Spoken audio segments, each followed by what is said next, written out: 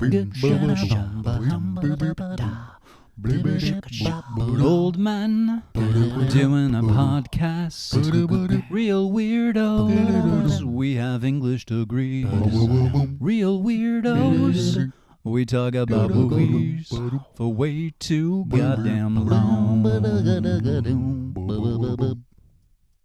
And we're back in the morning. It's the morning time. The butt crack of dawn. It's the mid-morning. It's 10:51 a.m. I'm really tired, okay? I'm really tired too, but it's still the mid-morning. It's almost mid-morning. It's almost afternoon. This is the fresh versional dew of dawn, okay? In my life.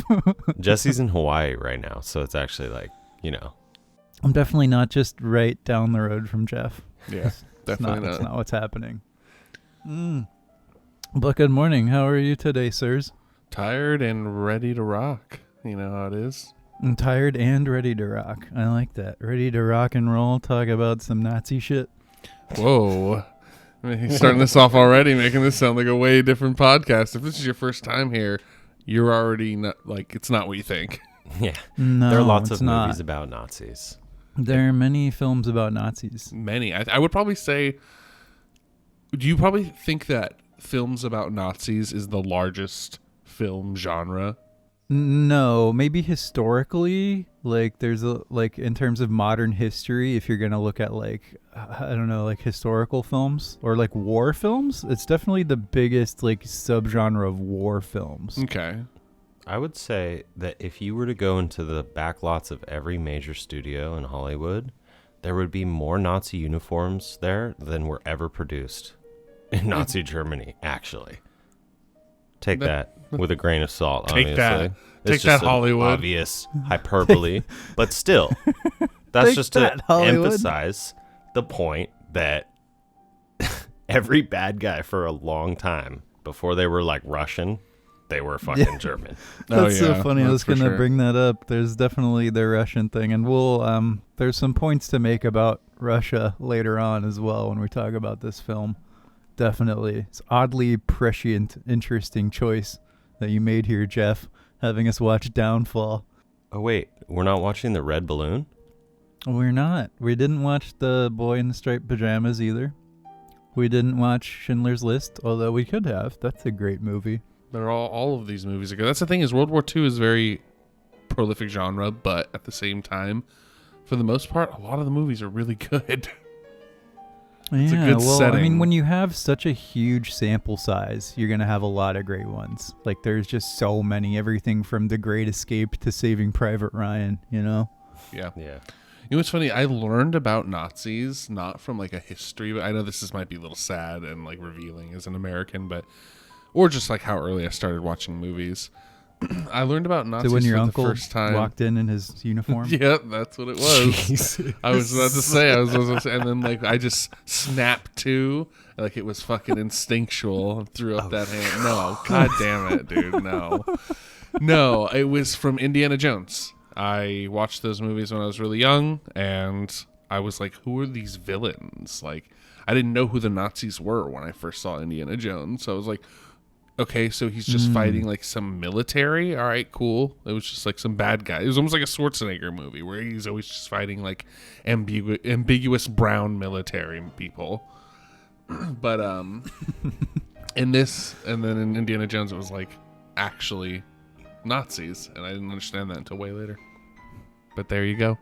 And there you go. Dude. Childhood of an American education. Yeah, because, I mean, when you're a kid, you don't think about things in those terms. You don't have that sort of worldview. You don't have that context.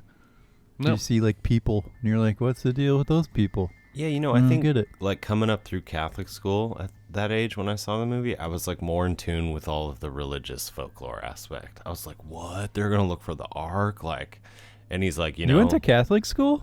Oh, yeah, I was raised I didn't know really that. Catholic. Wow. My grandparents moved from Sicily to Venice.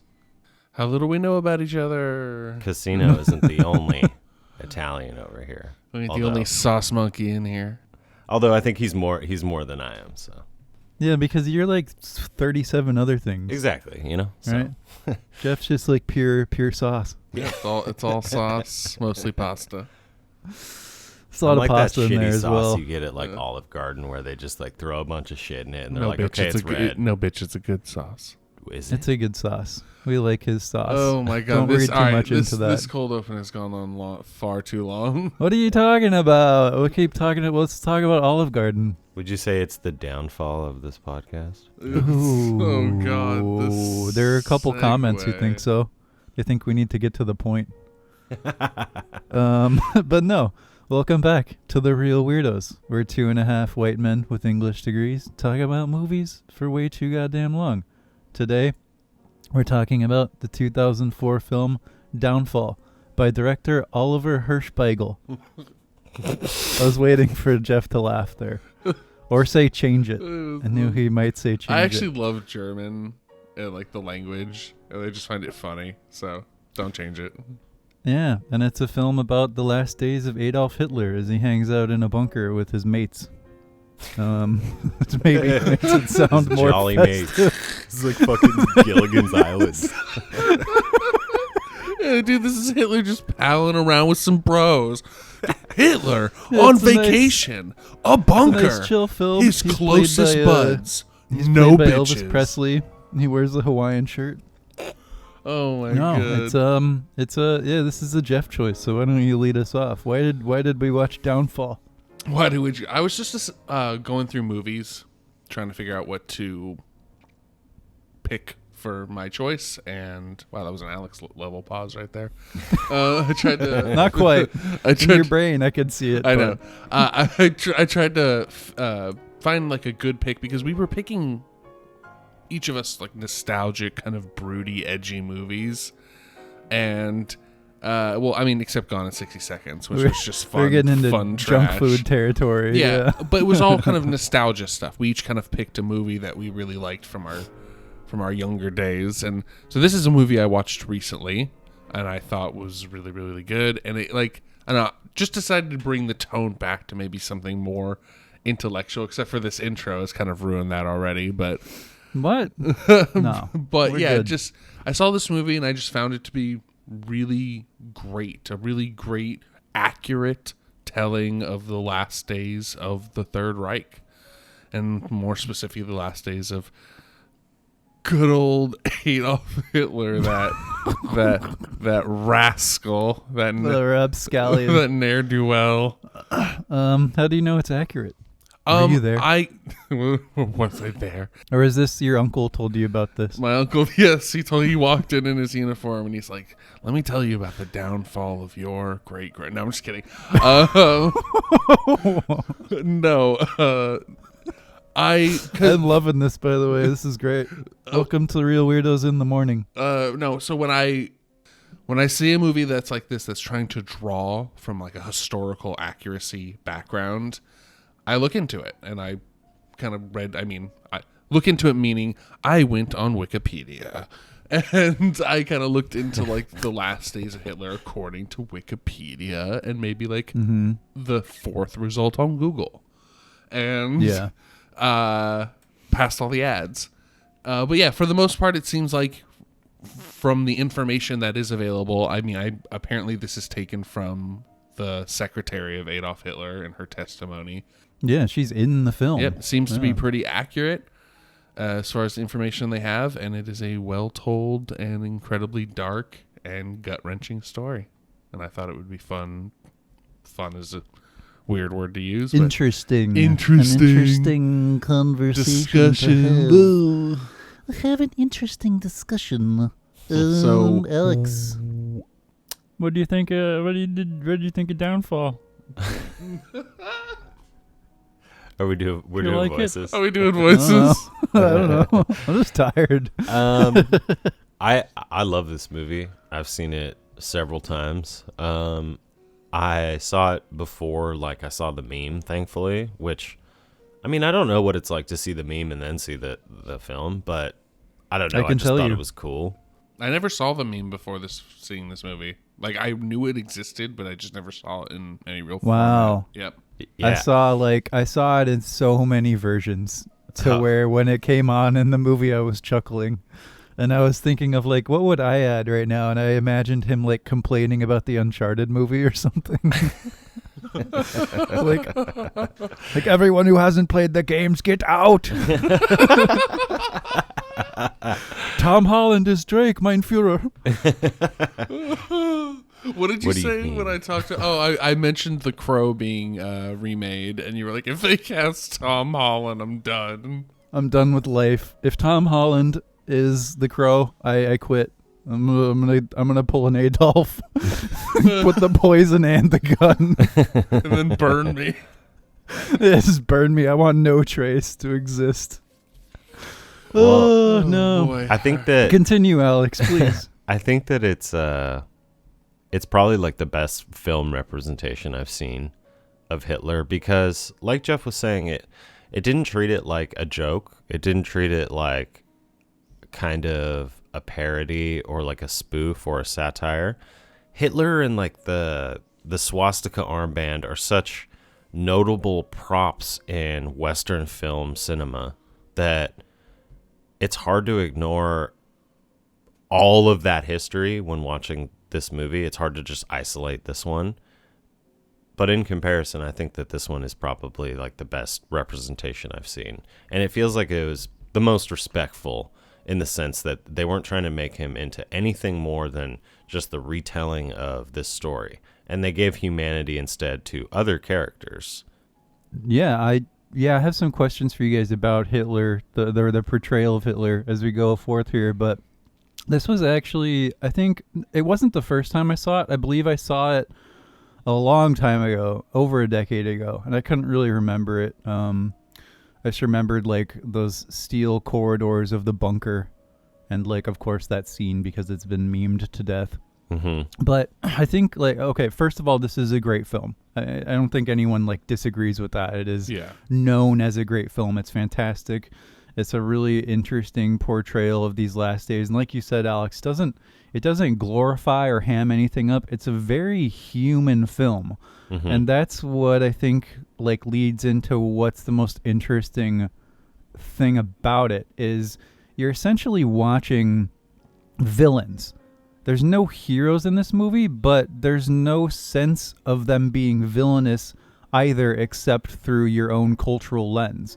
Because in the logic of the movie, they're just like, they've attempted to do what they think is right for the world, and are watching their empire and their Führer crumble. Mm-hmm. And it's weird to watch that, because as an empathetic human, you want to empathize with people struggling and like their city being bombed. But at the same time, you're like, these are Nazis. These are bad people. The Schadenfreude is like not there for anyone except for maybe a few of the main principal, cabinet members and the top brass of the empire. But everyone else in that bunker, like the low-level clerks and like even just some of the soldiers shuffling about trying to like do their job, it's the realization of knowing I was wrong. Like our decisions, like we were wrong, and we're paying the price now for this, and our empire is going to crumble. So it's kind of pathetic in a sad way. Did you think that did you see people thinking it was morally wrong, or just that like they went about it the wrong way, or something like that? Because I didn't see a whole lot of like moral ambiguity in the film, except how it bookends with the secretary.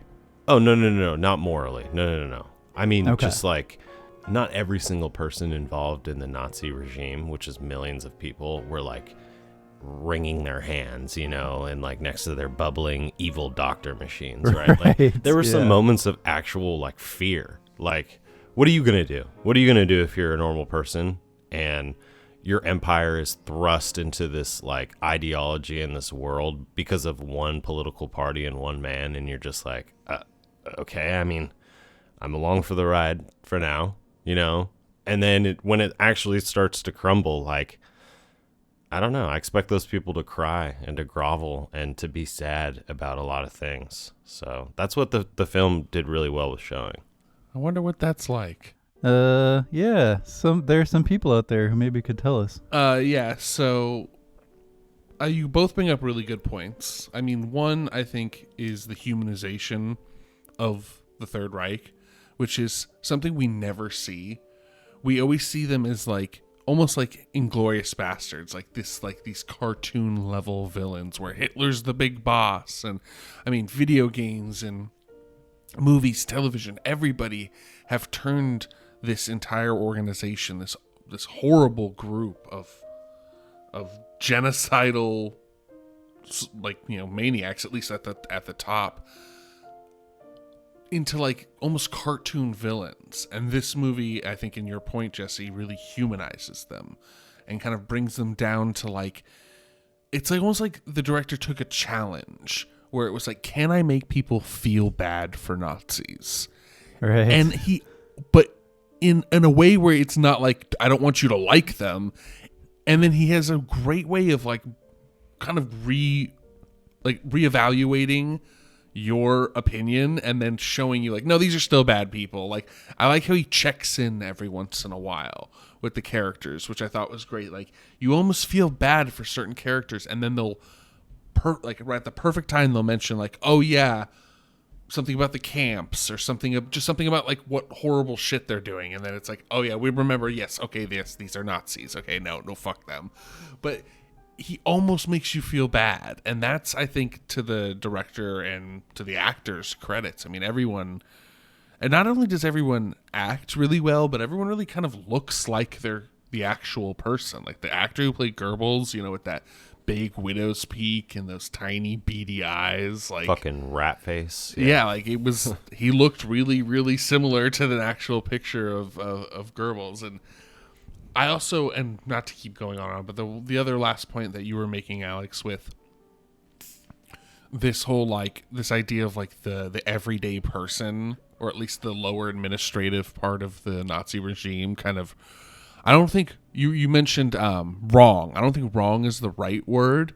Mm-hmm. I think realizing that they've lost is like a better way to look at it. It's that's like true. It's Definitely. like a big giant chess game that's been going on. Yeah, I tried to reframe that as well when Alex said that. I was like, wait a minute. It's like but I get where you're going. Yeah, for. it's more like a big chess game that's been going on for years. And they finally lost, and it's cost everything. The only thing at that point was them just throwing everything they had.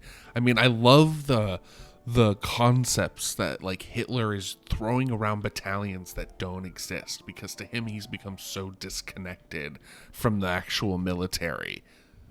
That's a point of this film as well, is the sort of mental downfall of Adolf Hitler. So you have the title working in concert in sort of different ways. There's the military downfall, the downfall of the empire, but also the downfall of the man. You know, he's just out of it. He has that tick where he's just, I don't know, his hand is going wild. He's got the shakes. It's from the amphetamine. Yeah, he had the amphetamine abuse. Oh, that's right. They were doing them amphetamines. Yeah, so the amphetamine abuse that he had been going through had left him with a tremor in one of his hands, and so he tried to mask it by putting it behind his back a lot. But going back to the heroes and villains thing, one thing I was thinking of while watching the film, and this is apropos like the sort of humanization, where no one especially feels like a hero or a villain in this movie. They just feel like people until you put of course the context of history overlaying it. Then you can see it quite clearly.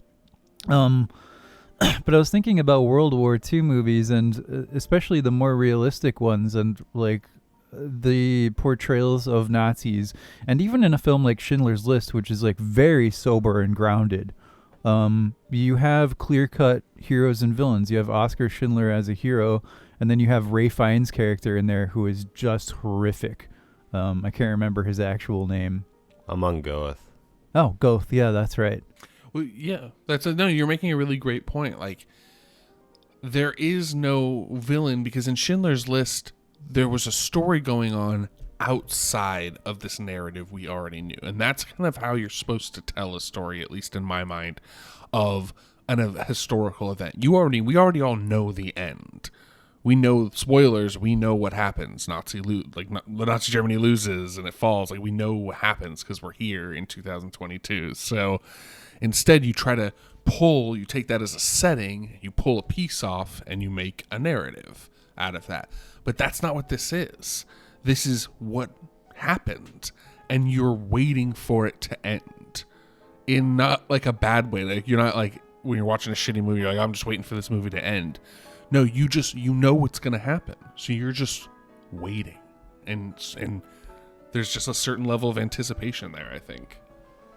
Was it a problem for you guys that you did know how it would end, and that, like, did you feel like there were no characters you could latch onto? I think if I were gonna, like, I don't know, maybe levy a tiny complaint, I would sometimes get a little bit lost of just like the German officers running around, and I'm like, I didn't especially relate to any of them, except I don't know. I don't know exactly how to frame this. I mean, okay, so Traudl Junge, the main character, not the main character, but like the secretary, yeah. Obviously, yes. I think the film does like the most legwork in humanizing her. Mm-hmm. But I hated Eva Braun, but I've always hated her as a historical figure, as Hitler and Goebbels especially. So like those three, I don't know. I was just marveling more at Ganz's performance as Hitler rather than like Hitler as the character. But I have always been really divided on a character who they actually put on a lot of screen time, named Albert Speer, who was the architect of, like the actual architect of the Nazi Empire. Like he built all the monuments and he helped design like all of these things, as well as helping design camps and other things like that, right? So he spent 25, 30 years in prison after the Nuremberg trials. And in the film, I remember when everything's like falling apart, Hitler turns to Speer, like for advice or for something, you know, I don't know. And Speer can't give it to him or doesn't answer in the way that Hitler wants. And he mentioned something about artists. You know, he was like, oh, I should have never brought a fucking artist onto this thing. And I don't know, Albert Speer has always just been one of those figures to me that I'm just like, what's wrong with you? Like, you were obviously talented. Some of the monuments that are built are like very majestic and well designed and whatnot. But like, why did you throw your cahoots in with this fucking madman, you know, and join the insane asylum? So, well, you answered your own question. I mean, you're answering your own question from the beginning, like you were yeah, saying, right. like this. What would you do if like your entire nation became this one goal, this one ideal, and all efforts and all energy and resources went to this one cause, and that's all anything ever mattered. Mm-hmm. And so it's like, yeah, the best artists would want to. I mean, the secretary Traudl Junge. Is that how it's pronounced? Yeah, she's stoked to become Hitler's secretary in the beginning of the movie. I mean, and this is late into the war. You know, this is relatively late into the war. I mean, of course, she was probably ignorant to 99% of what was actually going on, as most of these secretaries were. But I mean, that doesn't stop her from being a Nazi. I believe exactly. She's hired, and then it says 2 years later. Yeah, so 2 years. So, I mean, 2 years that's still the. I mean, the war lasted quite a while. I mean, in an American perspective, it only lasted 4 years, but the war started in like 37 or something like that. Europe was duking it out for a little while. So I mean, it's short to us, but Jesus Christ, woof woof. It's short to us, but it's long to. You got Blondie back there? Shut up.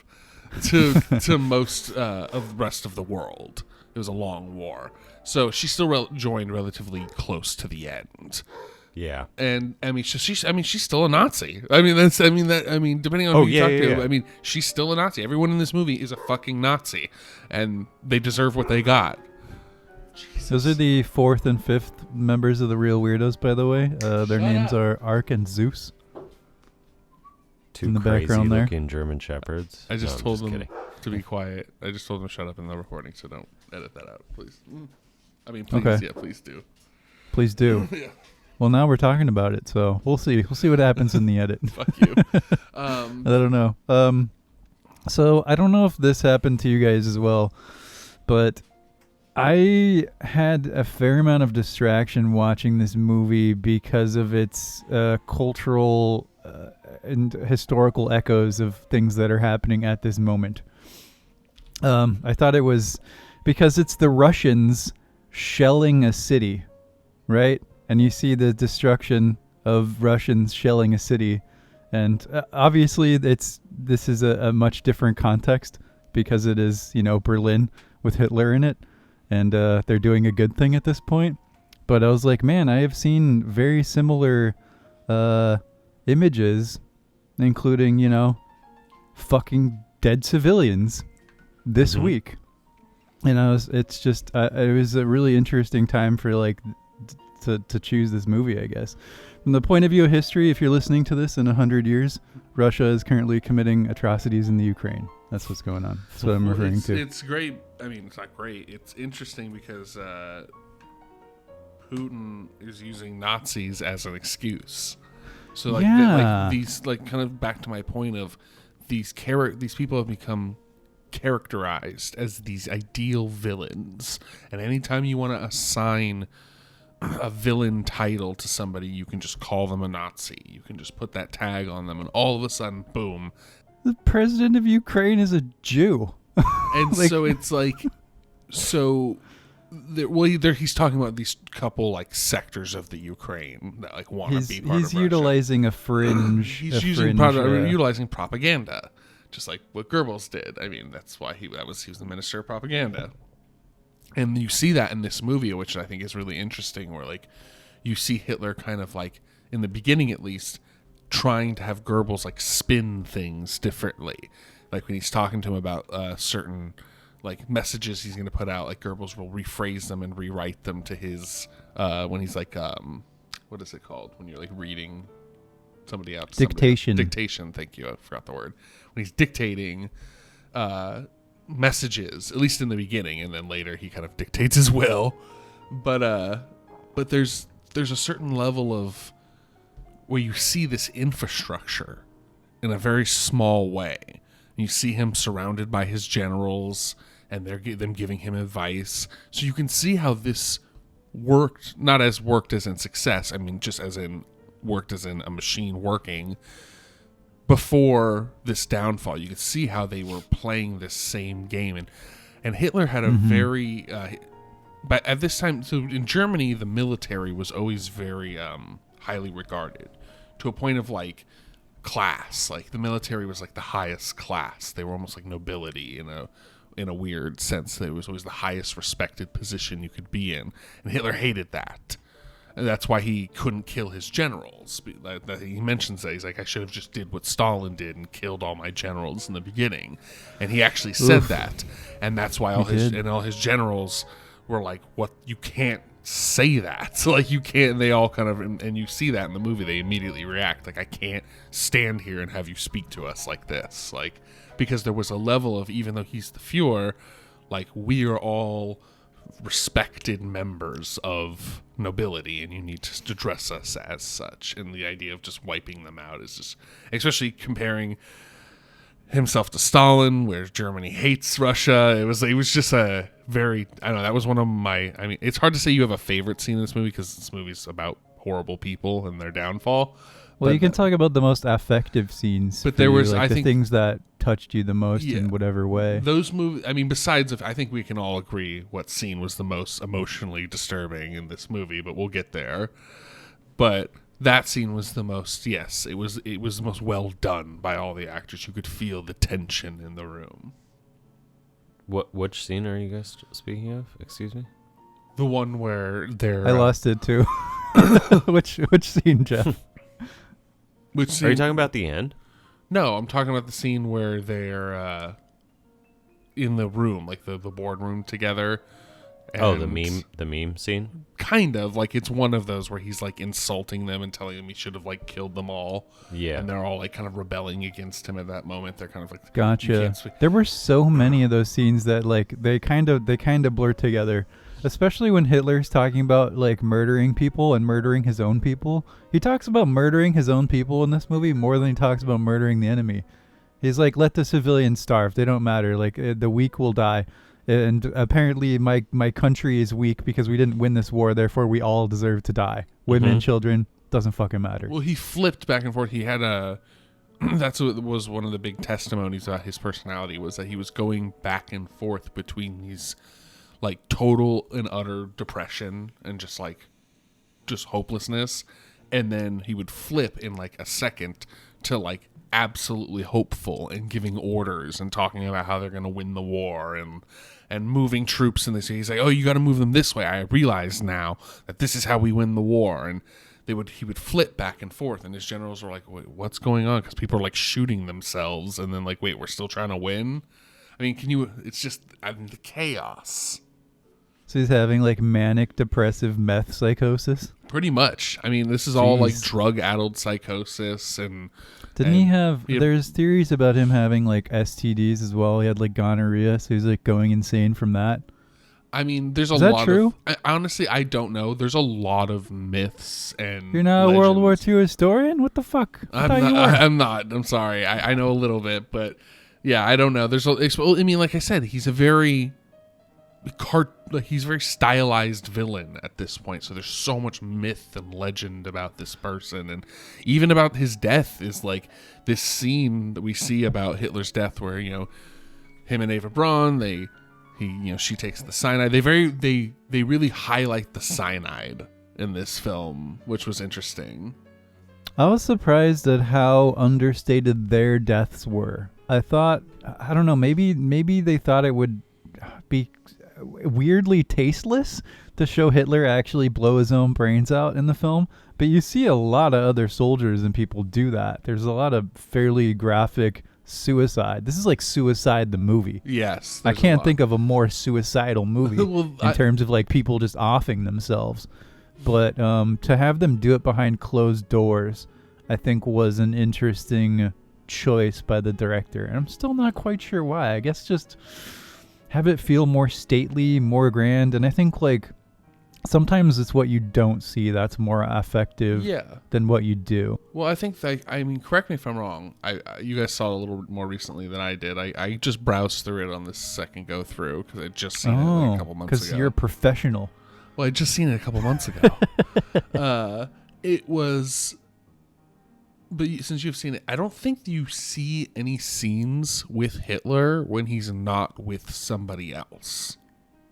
I don't think there's a single scene with Hitler behind closed doors where it's just him, like in the camera on him, unless the doors open and someone's about to walk in, and it's just setting a scene. But I think you're correct. I don't think there's a single scene in this movie where like he's just like him and Ava talking, like, because all the scenes in this movie are from testimony. So everything that's happening is something that a person was there to attribute and say like, yeah, that happened. I had that conversation, or someone I knew, this general talked to Hitler at this time, where it can be verified. There's no scenes where just like Hitler's monologuing into the camera or having a one-on-one. Right, because it would be speculative. And there's none of that. So I think to kind of counter what you're saying is, the point is that when the doors close, nobody was there.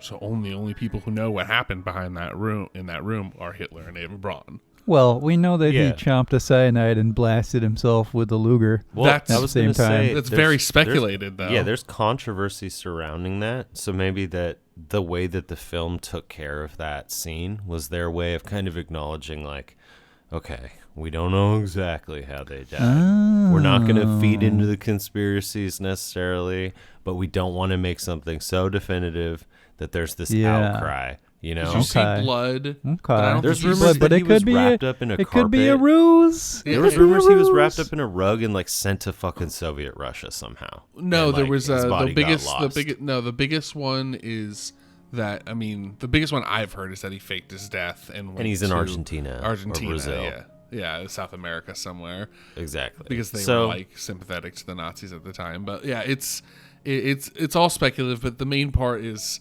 that is what from all historical accounts happened. Mm-hmm. But we don't know because it was behind that closed door. And I think that kind of, at the same time, I think to your point, it's meant to add this emphasis, this anticlimactic, this man didn't deserve a climactic end. he deserved to be shot in the street like a dog. Yeah. And he got a better end than he ever deserved. He got to like die with his fresh wife. I mean, he got way more than he ever deserved in his end. So, I mean, to the credit of the movie, I think they really were like, all right, we're not going to make this in any way grandiose or a big a scene that's meant to make you emotional. It's like, no, a villain died like he was supposed to, and he was burned in the ground, and like his empire fell. If anything, it did something good in my eyes, because I agree. I think that more light needs to be shed on Goebbels as well, as being just as horrific and like sick, just because he helped mobilize the people. When we talk about these normal people, Goebbels was the one who fucking did that. I mean, well, they're all, yeah. I mean, they're all. But he was the awful. Propaganda, Meister, and he was the one that was gonna like take all the art away. He was like the most detrimental one to the things that I care most about philosophically when it came to what the Nazis were destroying, like culturally.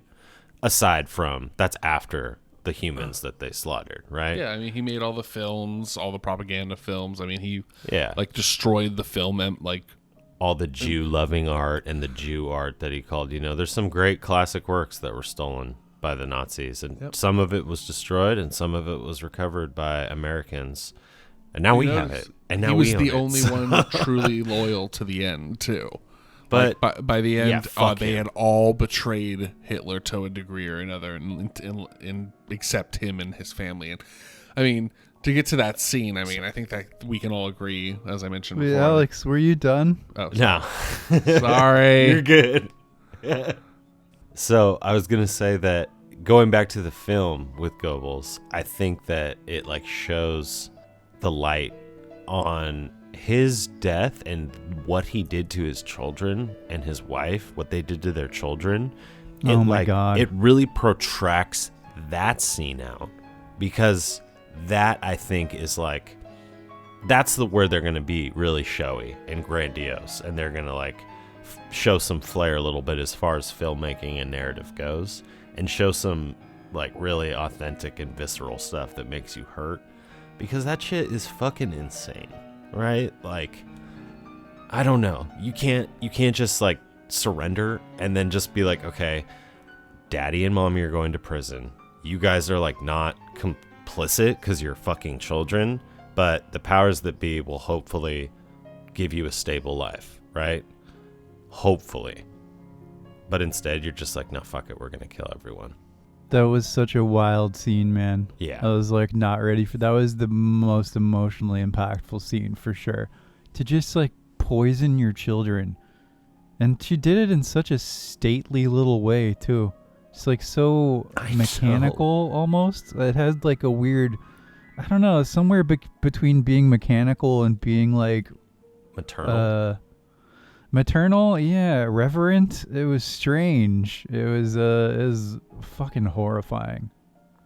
So here's a question, and this is like a weird one, and it's one that I grappled with as well. Does this film humanize Hitler?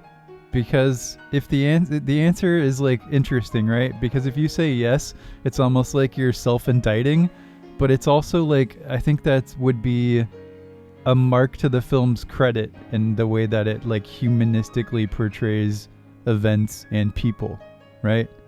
You could think about this question a few different ways, I suppose. Well, I'll let Jeff go. I mean, I said that in the beginning already, so yeah, I mean, I've already mentioned that, so Alex, go ahead. Oh wait, you what did you say though? I don't remember. Yeah, I mentioned that to the movies. I said exactly what Jesse said. I said to this movie's credit. You think that it does humanize Yeah, him? I said that to this movie's credit, the director, I mean, almost verbatim what he just said. Got it. Okay. Yeah, I mean, then yeah.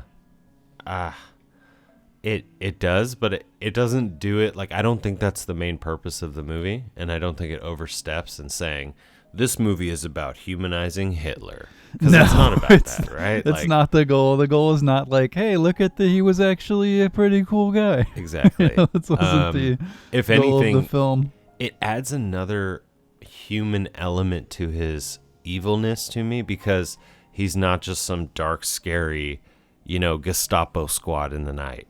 You know, there's so many renditions of Nazis and so many plays like stormtroopers and things like that later on taken up into stormtroopers in Star Wars. Like, so it's just, there's so many motifs of Hitler and like the big bad Nazis than just that red bleeding background with the huge swastika like in the middle, you know, just taking over all of Europe. So to see him as a frail, like weird little hairs are like sticking out of his face like an old man, and like his like hands are shaking and stuff, and his hair is all unkempt and like greasy, and the spitting, you know, great performance again. That was mostly what I was marveling at, but it just showed that he was also like a decrepit creature as well. The performance is sensational from what's the actor's name? I was looking him up before we were doing the episode. Bruno Ganz. He died like 2 or 3 years ago, actually. But it is. This is the thing I was thinking about as well. Is his performance is so good that it's like when I think about Hitler, I don't think about Hitler. I think about his performance. Yeah. You know, it's that effective. And I was thinking about other films that do that, where it's like, if I think about Jim Morrison, a lot of the time my mind goes to Val Kilmer's performance more so than like actual, you know, Jim footage. Yeah. Because he just embodied it so well. Obviously, Jim, I don't know. I guess they're both like pretty well documented. There's a lot of footage of Hitler, obviously. But yeah, I don't know if you guys thought that as well. Or if you could think of like other examples of that, because they're pretty minimal. Well, Jeff, is this your favorite World War II movie? No. Okay, so when we say World War II movies, we're talking about like war movies, right? Like combat movies. I mean, I think you would talk about the entire breadth of any movie that takes place in World War II. Okay, so but there's it doesn't have to be a military movie. It could be a spy movie. It could be, you know, whatever. I just put them all in a category of movies that take place in this time period. Okay. Yeah, The Great Escape. Yeah, I mean that's like an escape movie, like Indiana Jones, like we were like I was talking about in the beginning. Yeah, like Indiana Jones it just takes place in this time period, and Nazis are the bad guys, but that's not the point of the movie. Yeah, I mean, it just takes up the rumors of them being into, like, you know, the occult and, like, other stuff. It doesn't deal with, like, the traditional, they're bad, they're rolling through Europe, they're killing innocent people. It's more just, like, they're trying to find and unlock, like, dark, supernatural shit. Yeah, so it also just kind of, you know, makes Indiana Jones into more of a hero-like character because he's just killing Nazis and everyone likes that. Oh, that's a great way to make your hero heroic. Have him punch a Nazi. I mean, Glorious Bastards is good for two reasons: Quentin Tarantino and killing Nazis. Alex, were you about to say if Indiana Jones just jumped into this movie? Fuck yeah.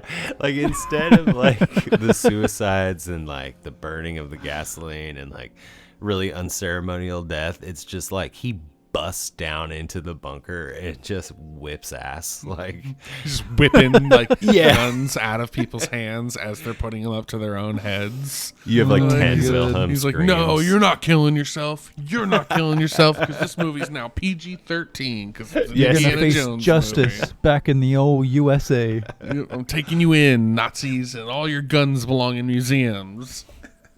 Steve McQueen just burrows out of the ground. Oops. All your guns belong in museums.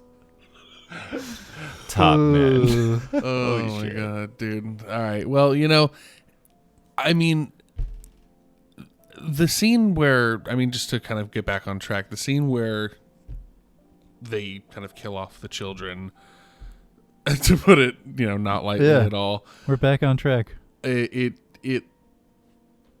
I don't know. It kind of fell flat for me. I'm gonna be perfectly honest. Like, really? Yeah. It was disturbing in a way where, like, I definitely agree. Like the kind of straightforward manner in which she did it, but I don't know. I feel like it was unnecessary, I guess, is the point I'm trying to make. It kind of detracted from the movie. It made the character of Goebbels definitely more sinister to me, because he's like, no, I'm not going to allow my children to be taken, because he believes so much in his own propaganda that he believes that they'll be like taken and paraded around in the Western, in like America and stuff. And so I get his like the reasoning he's believing in, but I don't know. It just didn't feel like it added anything to the film to me. It was just kind of a one-off part of disturbing. I'd have to disagree. I think it showed to me the level of indoctrination that they have with the Third Reich and National Socialism, and it was explored in a variety of scenes. Another one that pops to mind is when I can't remember the officer's name, but he's at dinner with his family, his wife and kids, and he just pops a couple grenades under the table. Oh, and God. Just like he would rather, and multiple characters say this and show it in different ways, where they literally cannot see a future that is not National Socialism. They think the world will be an awful, horrible place, to the point where they would literally murder their own children. They would rather murder their offspring than allow them to exist in a world without NS and without Hitler. It's crazy. Yeah. And I also felt that it was a nice break in a weird way. It's strange to say possibly, but in terms of like, it's so many scenes of men in Nazi uniforms talking about the war in the bunker, and to have a scene that wasn't that, and to dealt with something else that was just surrounding that, was a good way of breaking up those scenes for me. Definitely. I think from a moviegoer perspective, that is the right move. From my perspective, I like the history nerd stuff, so like that's the part I really enjoy, is like kind of watching them realize they're losing. I don't know, there's almost like a point where like I relish that in this movie, like watching them all like realize they're losing. Like, oh no, that regiment doesn't exist. Oh well, that person's at half strength. There's only this many men to offer. And then Hitler's just like, well, put them there anyway. And they're like, they're just not there. Like, I love that shit, because it's fucking Hans will come in with his battalion. And it's like, there is no battalion. Hans there is no battalion. Like, I love Hans that is dead. I love that shit because it's so, I don't know. There's a bit of selfishness there, where it's like, I love watching their little empire crumble, their little house of cards come falling down. It's nice, because fuck Nazis. Yeah. Fuck Nazis. They're giving out medals as everything is tumbling down. Like, they're giving out medals to people that are like literally walking into another room to shoot themselves. Like, the chaos is so beautifully captured in this film. Like, kind of like what you're saying earlier, Jesse, of like it being like a suicide fest. It's like, oh my God, it is. It's like people are just shooting themselves like it's like they're going on lunch break, like they're about to punch out for the day. They're like, all right, cool, yeah, Johnson, see you later. Yeah, no, totally. Next week, yeah, we'll go golfing. Bang! Like, it's just so. You're right. All right, later. It becomes Jesus. Does it become comical too? It does. It really does. At some point, like I was like, okay, is this guy gonna kill himself? Yep. Like, I think the scene that you pointed out, Jesse, specifically with the grenades, I do remember kind of laughing out loud, because I didn't expect it to be grenades. I expected each of them to be like going the cyanide route, because it's like calm, peaceful. Maybe he put it in their tea and they're all gonna pass out at the table, and then he's gonna shoot himself. And then it just pans under the table and he just pops the pins of 2 grenades. I was just like, oh shit, dude, this guy thinks he's Rambo. Is a patently unquiet, unceremonious way to blow yourself to kingdom come, man. Seriously. 2 grenades. Like maybe 2. Maybe I'll accidentally maim my children to death or for life instead of killing them. Like, Jesus, dude. Yeah, they're 2 frag grenades too, which is hilarious, because it's like that's for what the most part, for. that's just for the most part they're just gonna like. I don't think it's gonna take out the whole family. No, maybe 2 of them. They do explode, but yeah, it's a big room. There's a very real possibility it's you're under a maim table. your kids. Yeah, it's under a table. Though you're just gonna like blast their legs off. And it's not like an IKEA table. It's like an old German oak table. The sturdy table. It's the shit that like your fucking Nazi ancestors passed down that now in like your grandma's or my uncle's fucking living room. Yeah, your uncle, man. Jesus. He has all kinds of shit like that. But I was gonna say there is like some comical value, in the sense that they show like it's almost like he's so crazy. Hitler is so out of touch with reality that it's funny, you know? Like, so in that, going back to that scene where he's like, where Jeff, you were talking about like the battalions where he's like, well, put him there. It's like, there's like a Monty Python level hilariousness that's going on where it's like, he puts the little figurine there on the map, right? And he's like, well, the figurine's there. And they're like, but the battalion isn't there, sir. And he's just like, but the figurine's there, like, so put it there, like, and it's just, I don't know, it just gets hilarious to the point of insanity, which Monty Python is a great way of saying it. Yeah. I mean, I'm sure they too are, you know, people who are emblematic of who use Nazis as like a trope all the time. Monty Python's spiraling downfall. Monty, the flying circus of doom. Yeah. A suicidal circus. Monty Python's Suicidal Circus. Jesus. What was the most affective thing though, for sure, is just like seeing the impact on civilians. That's always the thing. It's like, you know, in those street scenes that there are tons of people out there who are just like along for the ride and are out there like in a fucking war zone through no fault of their own. So I don't know, like especially all those moments when the shelling is happening in the city. And you see, you see people dying, and I don't know, just sort of brought it back once again to like those current events for me. It's hard not to think about it in that way. I mean, historically, from what I've read, other than the Japanese as well, but the Soviets were pretty ruthless.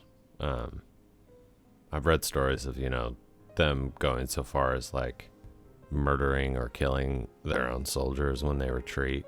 In World War II or just like in general? I think it might have been like in general, but specifically in World War II. Again, like World War II or last week. I mean, yeah, I know, right? I mean, the stories, I mean, again, we have to put it through the filter of our own propaganda always, but the stories that are coming of like the testimony of the Russian soldiers, it seems like they're very much like in a bad place. It's just as much as like that seems like they're still invaders, but it seems they're very much lied to and put into very stressful conditions. And I mean, boo-hoo, right? But they're not high on the ideology train. Yeah. All of them. I mean, it's not just boo-hoo, Jeff. You do have a valid and legitimate point. Like, some of these people they're fighting are their cousins and their uncles, and like people they've known their entire lives, basically speak the same language. Their kids, they're like whipped, beaten, forced into conscription. Zelensky is like Arjuna. Yeah, it's just insane. It's like what? I don't know exactly what happens if you're a soldier in Russia in 2022 and you say, no, I'm not going to go murder civilians and I'm not going to go invade. Like, you probably thrown in the fucking gulag. I don't know. So, in relation to the film, however, what are your guys' thoughts? Like, we don't have to worry about the historical implications here, just in the film. Would you have rather these people stood trial? No. No? Not at all. It was like better that they just the suicide bunker went. I mean, I think nuts. I think that's a better end than they deserved. Yeah. Well, we know that most of them that stood trial were like off. They were off the hook within like 10 years. Yeah. Even if they were convicted, they were Really? conscripted into like United States, like I don't know, like a lot, like NASA picked up a lot of them. Well, a lot of Nazi scientists. Von Braun, yeah. And like, I don't know, I watched Trials of Nuremberg, The whatever movie? the movie was called. Yeah, I watched that like a month ago. It's a good the movie. one with Montgomery Clift. Yeah, it's great. Dude, William Shatner. A young William Shatner getting people coffee. I know. Yeah. Seriously, he's just the bitch the whole time. But at the end of that film, it has the postscript, I believe, where it says like all these people were out of jail within like 10 years. Like it. A lot of them were, not all. I mean, a lot of people did, but yes, most were. A lot of those high-ranking ones were. Yep. Yeah. I mean, it's. Yeah, Well, after the creation of better Israel, right, you get movies like Munich and stuff like that, where it's like, not Munich, excuse me. Is it Munich? Spielberg? No, I'm just talking That about, Spielberg movie? Mossad, the Israeli like special agent forces, that after the creation of Israel, they were like, okay, we're not going to let this shit stand. Like, they sent operatives into South America, into other countries in Germany and all over like Europe to be like, we are going to find these Nazis in hiding and like bring them to justice. And they did. I have no idea, man. Oh yeah, dude. It's I think I've crazy. heard of something. I mean, maybe, but no, I've never even really heard of that. Really? Yeah, I mean, the name Mossad sounds familiar. Well, Mossad is a well-known, like, that's like it's like their CIA, FBI, Yeah. basically. I've heard of the Mossad. I just didn't know the cultural backdrop to all that. No, I didn't. But anyway, Downfall is a really good movie. Yeah, I I think it's really just- enjoyed watching it. I think it's a perfect timing for this movie. It kind of shows that, shit never changes. That this shit's going to happen over and over again unless humans get their shit together and So unfortunate. stop, I don't know, Yeah, getting drunk I mean, on power. aside from just being like, if you're into World War II movies and stuff like that, this movie was nominated for an Oscar for Best Foreign Language Film. It grossed almost 1,000% of its budget. So it's not just like, some schmucky World War II history buff film either. It's like, this movie's really good. So if you get a chance to watch it, you should definitely It's check in it out. German. Yeah, in German. Yeah. It's very unique. I mean, drawing back to my original points, I think this is a really unique film because I can't think of any movie that operates in the, not just the exact space in terms of, Hitler, like specifically in the bunker, but having a movie that's about villains where there's really no good guys, where it's just played straight. It's just played straight like this. Yeah, there's some humanization with the secretary and, of course, the children. It's a very easy way to affect the audience when you use children like that. But it felt, I'm sure it happened, so they wouldn't just throw that in there. No, that definitely happened. Yeah. Yeah, I think it's a really interesting, powerful movie. I'm glad I watched it again. Like, successful in form and in message. Yeah. And to draw a parallel to next week, this is kind of interesting. I saw this. One of the last movies that Bruno Ganz was in is called The House That Jack Built by a director called Lars von Trier. Jesus. And we will be doing Antichrist next week. I'm excited. Opposite of Jesus. Opposite of Jesus. I'm excited. I've chosen this film specifically because I decided that Jeff Casino needs it in his cinematic lexicon. Well, that could either mean it's amazing or it's the most dog shit thing I've ever seen. I mean, there's a 50-50 shot. It's more serious of a suggestion, I think, rather than just like, oh, I think you're going to hate this. Well, I remember that because when I suggested Downfall, you were like, oh shit, Downfall and Antichrist. This is going to be dark. It's a movie. We'll talk about it more next week, but Antichrist is a movie that Alex and I will reference a lot because it sort of like helps define the borders of like crazy cinema. Fucking right. But yeah, you guys ready to wrap this one up? I'll wrap it up with a nice bow. Wrap it up with a bow? I would be curious, like, do you think that there are like neo-Nazis who watch this movie and are like, oh, fuck, look at these heroes? There must be, right? Oh, Hey, I mean, dude. maybe. I mean, this is probably like used as like, this is probably considered part of like Jewish media or something, like whatever bullshit propaganda they believe in with Hollywood. Would it be though? Because the movie itself doesn't take sides. It just shows the events, right? Who knows, I think man? that it's already implied that the sides don't need to be taken. It's like, these people were bad. This is their downfall. We're going to show it to you. But yeah, Here's no, what those definitely kind the of people human think, really. imagination. Dude, they can change anything. When I watched Gone in 60 Seconds, I thought Nicolas Cage was speaking to me to take 50 cars. Like, I was going to have all of these cars. So I could see some fucking neo-Nazi being like, yeah, this movie is glorifying it. So it's all about the interpretation of like the individual. But Yeah.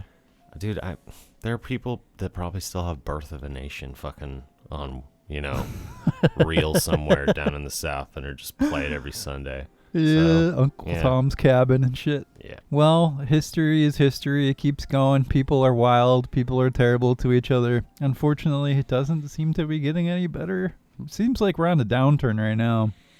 But who knows? Movies will keep being made, though, which is nice. Well, movies will be made, and the Reel Weirdos are here to talk about movies and bring a little bit of goofiness to and maybe some intelligence as well to your day. We can only hope. One can only hope. One can only hope. All right, we'll be back next time for Antichrist. Reel Weirdos, 2.5 white men talking about movies for way too goddamn long. Follow us on Twitter. You can hang out with Jeff on Twitter. What's the handle there? At Reel Weirdos Pod.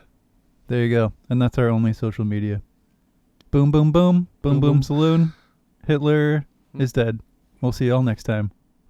Chicka chaka chapo. Now our podcast is done, and we have to run. We know it is sad, but we had so much fun. Don't be bereft, Jesse, Alex, and Jeff. We'll be back real soon. The Reel Weirdos. We talk about movies for way too goddamn long. Bo bo bo bo bo bo bo bo bo bo bo bo bo.